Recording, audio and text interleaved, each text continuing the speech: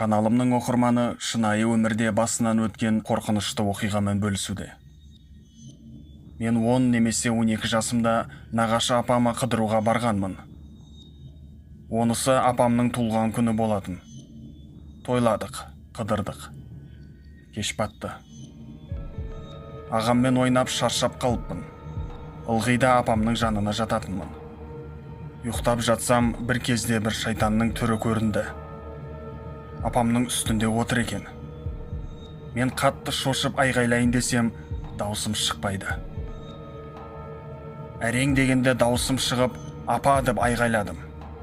Қатты қорыққаннан кекештеніп, апама болған жағдайдың бәрін айтып бердім. Ал таңертең апам үйді аластатып, оқытып жіберді. Сол оқиғадан кейін өзіме әрең келдім.